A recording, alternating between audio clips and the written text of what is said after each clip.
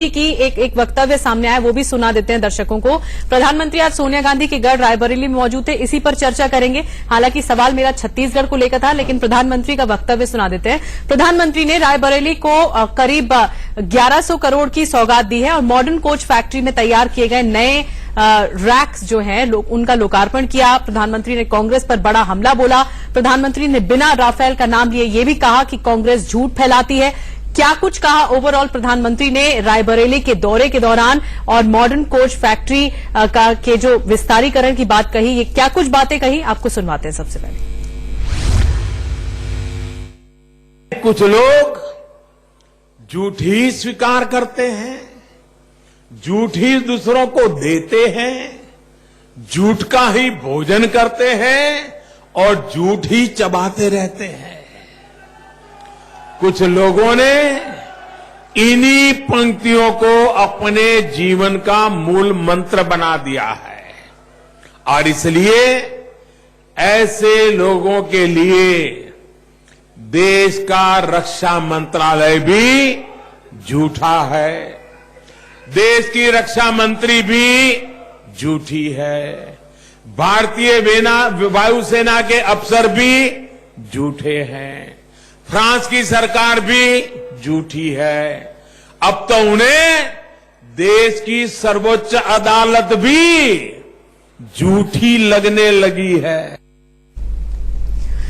सुलेमान मोहम्मद साहब, सीधा सवाल मेरा आपसे है। प्रधानमंत्री नरेंद्र मोदी ने बहुत गंभीर आरोप लगाया कि 2014 से पहले तक कोई काम नहीं हुआ था, सिर्फ पेंटिंग का काम होता रहा इस कारखाने में, रेल कोच फैक्ट्री में, और साथ ही सिर्फ पेच लगाने का काम होता रहा। लेकिन मेरा सवाल यह है कि मैं एक आंकड़ा पढ़ रही थी, 2014 में पब्लिक यूनिट का दर्जा भी दिलाया रेल कोच फैक्ट्री को, और पहले सिर्फ साज सज्जा का काम होता था यहां पर, लेकिन अब आधुनिकता के साथ रोबोटिक टेक्निक्स के थ्रू काम हो रहा है। तो अभी तक कर क्या रही थी कांग्रेस?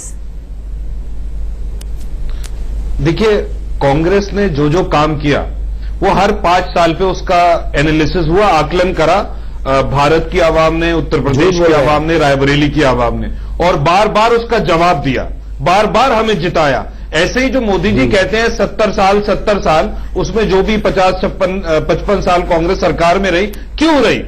क्योंकि बार बार लोगों ने कांग्रेस पे भरोसा किया, उसके लीडर्स पे भरोसा किया, उसकी विचारधारा पे भरोसा किया। मोदी जी की तरह नहीं झूठ बोल रहे थे, 4.5 साल से कहां से देगी? झूठ बोल रहे हैं, रफेल घोटाला हो गया फिर भी झूठ बोल रहे हैं। सुप्रीम कोर्ट में अब पता चलता है कि एक एप्लीकेशन फाइल हुई है, क्योंकि सुप्रीम कोर्ट ने अपनी जजमेंट में लिख दिया पैरा 25 में कि सीएजी ने रिपोर्ट तैयार करी और पब्लिक अकाउंट्स कमेटी को आप इस बात पर सुप्रीम कोर्ट की गलती पर आप सुप्रीम कोर्ट की टाइपिंग गलत हो गया था, आप दूसरे सुप्रीम कोर्ट में सफाई करिए। अब कहते हैं अरे आपको तो किस पर विश्वास है सुलेमान जी? नवीन गलत विश्वास है, किसी पर विश्वास नहीं है, देश की जनता पर भी नहीं है आपको। आप लगातार झूठ बोल रहे हो। आप मुझे बताओ ना, आपने पंजाब में 10 लाख रोजगार हर महीने क्यों नहीं दिए? क्यों मध्य प्रदेश छत्तीसगढ़ में आपकी जल्दबाजी है?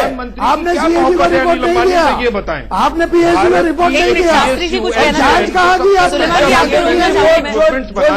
सुप्रीम कोर्ट में बता देंगे, सर्वोच्च न्यायालय में न्यायाधीश। मैं आपके पास राहुल जी से ज्यादा पढ़े लिखे होंगे मेरे ख्याल से, राहुल जी से ज्यादा समझदार है